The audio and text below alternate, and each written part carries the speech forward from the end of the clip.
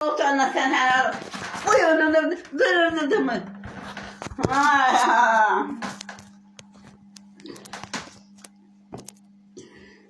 Ben oturmadı. Veydi! Yok kanka. Dur. Ananın götü. Götün olsun. Dur getir giydirin. Dur giydirin. Bir sene kırmızı. Evet getir. Ona nasıl Dur anne vurma dövme. Anne dur. Hayır. Dur.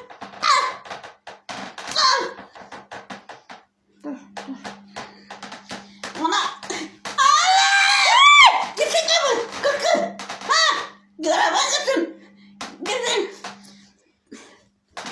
Öyle denir. Ödünüz için bu Anne. Annem biliyor. Onun anne ne diyor.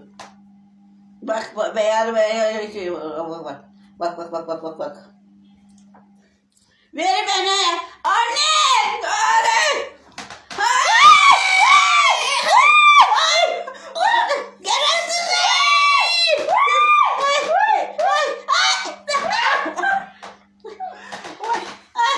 Sen de sefer kaparlar.